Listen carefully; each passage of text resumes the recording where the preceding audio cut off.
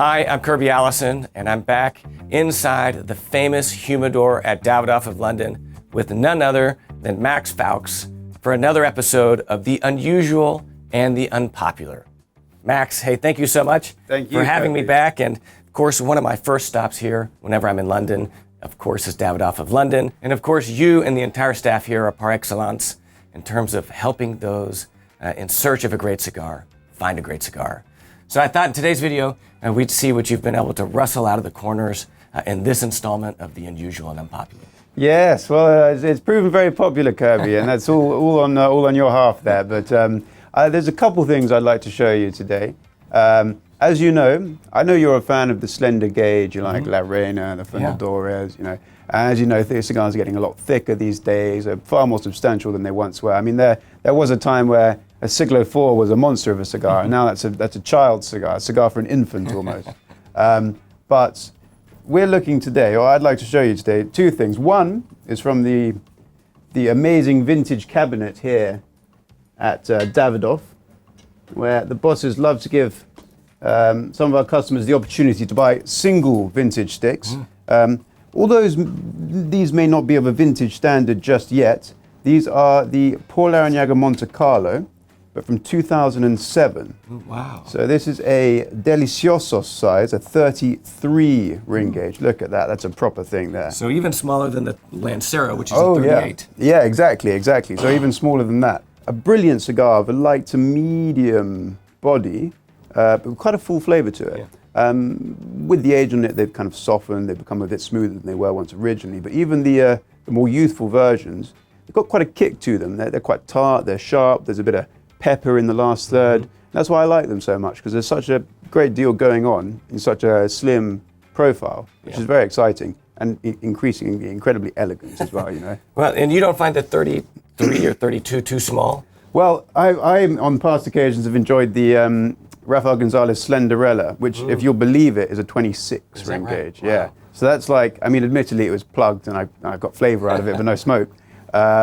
But this, I think, is a ring gauge that I feel comfortable holding. It's a very stylish cigar. It's, you know, you'd see people in the 70s, I mean, Michael Caine, Roger Moore smoking cigars of this kind of format. I think they're exceptionally stylish people. And I'd like to mimic them to a degree, but also enjoy the format, you know. Great cigar, and something I'm sure, have you tried before? Well, actually, on your suggestion in the article you wrote, summarizing some of the best finds of 2021 Cigar Keep. At your suggestion, I actually went out and found a box or two of these. Very sensible. And I have to say, you know, I must compliment your palate. I mean, you really have a talent at kind of discovering dormant cigars that one wouldn't necessarily ever even think of smoking. That maybe with a little bit of time and age have really just swung back to offer something absolutely delightful to smoke. Yeah, I definitely agree with you, Kirby, and I do hope you enjoy the boxes that you picked up. Becoming increasingly scarce, difficult to get hold of. Even here at Davidoff, we've got limited supply. So this is why this 2007 box is such a find.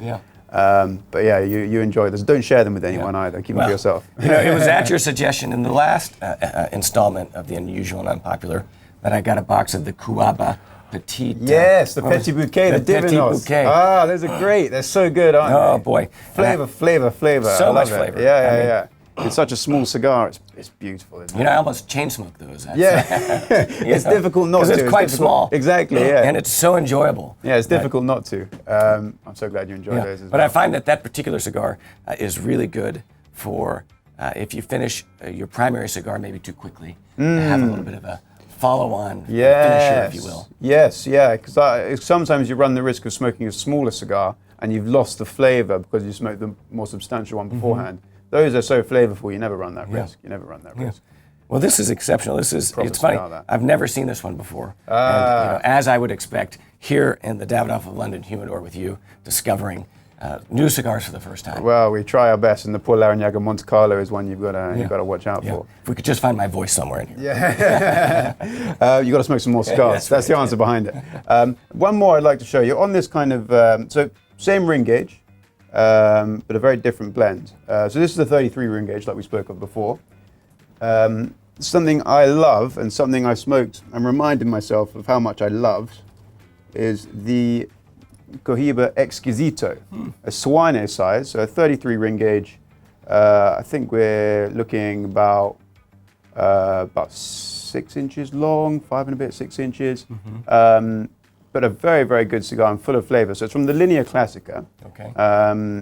Obviously, Cohiba's been around since 1966, but it was introduced to the public in 82, I think it was, with 3 sizes. Well, more sizes to follow, but there was Leguito number 1, the Lancero, the Cohiba Especial, and the Panatella, and then the Exquisito was to follow. A great cigar, full of flavor once again, despite its small size. I would say is medium full. I mean, maybe considered medium full. Please. But a very, very rich. I mean, you get kind of, I suppose you can get dates from that, a little bit of spiciness as well, definitely a sweetness running throughout the cigar. And will last you a significant amount of time despite its size. It's quite deceiving because they tend to come quite well packed. There is resistance to the draw. So sometimes a little bit of work has to be done to really enjoy it. But a great cigar and something often overlooked in the Cohiba portfolio. Is this hand rolled? Yes, it is indeed, yeah. Which sometimes leads to them being a little on the tight side. And you can find that with the Montecarlos sometimes, a little tight. You run that risk with the slim ring gauge. But a proper cigar and something I had on the way to the post office. And walked back with it and enjoyed it in the shop briefly. It lasted me, a decent time, and it was enjoyed throughout, which is great. What I find that I enjoy about these smaller formats is that they're just great mid-afternoon smokes. Oh, yeah. If you just want to sneak a cigar in, maybe you don't have a proper 30, 45 minutes or an hour, something like this can be incredibly pleasureful while still not, allocating too much time out of the schedule. Exactly. Yeah, I mean, it's a cigar that it's got so much flavor that sometimes, like we were talking about earlier, you run the risk of smoking a smaller cigar lacking a bit. But you don't get that with the Cohiba that you enjoy, the Davidoff, the Exquisito.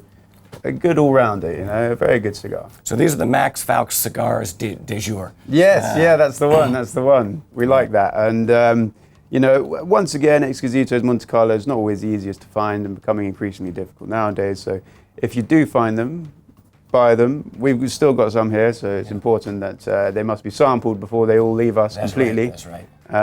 But great cigar, and I'm very happy to share them with you. Thank you.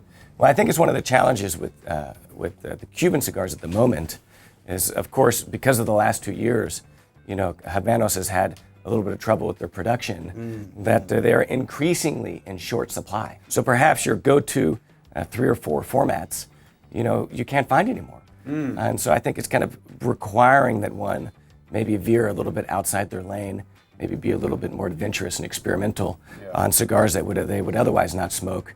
And I think these 2 examples today couldn't be better examples of just absolutely exceptional cigars. I haven't smoked this one, but I did have the opportunity to smoke that. That I never would have previously ever thought to smoke. Yeah, well, I'm so glad you've enjoyed them, and it's an honor that it's under my recommendation as well. So, well, thank you so much for bringing them to our attention. It's a pleasure, Kirby. It's a pleasure. Thank you for these great recommendations. You are the best, Kirby. Thank you. Pleasure's mine.